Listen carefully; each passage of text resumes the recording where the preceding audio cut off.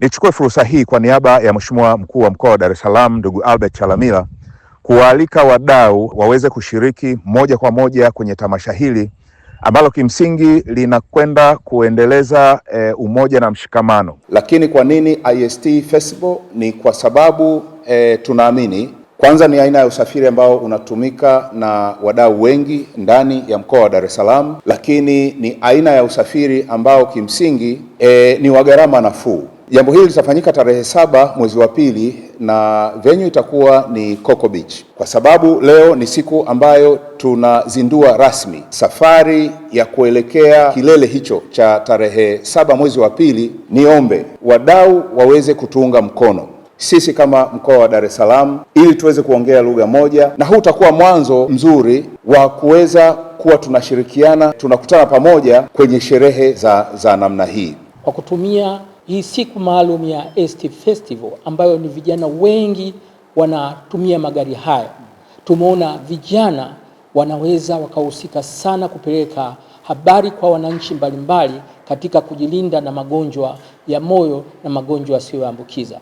Taasisi ya Moyo itashirikiana na vijana hawa ambao ni wa vyuo vikuu na vijana wote nchi nzima, wakiwepo hasa wa Dar es Salaam ndio watakuwa wanawakilisha, lakini vijana wote nchi nzima waje siku ya tarehe 7, na wale wenye magari na wasiokuwa na magari wakusanyike pale Coco Beach ili tulete magari yetu, lakini tutumie hiyo siku ya kupima afya zetu. Kwa nini mimi rais wa serikali ya wanafunzi niko hapa mbele yenu na ni tamasha la magari?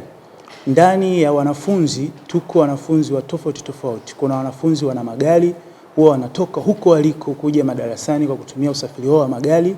Ndo hapo ambapo na mimi nikaona kuna sababu ya serikali yangu kuchip in na kusupport hili jambo liweze kufanyika. Faida kwa kijana kuji-engage katika tamasha hili ni kupata engagement na watu ambao kwa namna moja au nyingine wamefanikiwa sana. Tunavyoelewa na kuamini ya kwamba fursa nyingi zinapatikana kwa kujichanganya, basi na waasa vijana wote wa vyuo vikuu vyote hapa jijini Dar es Salaam na vyuo vya pembeni muweze kujumuika nasi. Sisi kama Landmarks Automobiles kushirikiana na hizi taasisi za serikali kwa miaka 2-3 ambayo tumefanya kazi, tungependa na sisi kutoa kwenye jamii.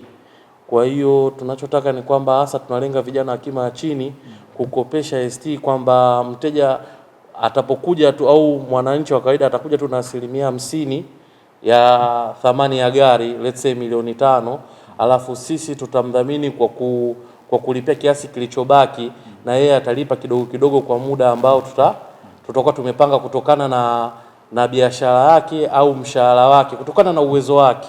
Yaani nakuta kwa kwamba bwana mwisho miezi 3 au mwisho miezi 6, tutapanga kutokana na uwezo wake, na tunalenga vijana wa kima cha chini na hasa wanafunzi.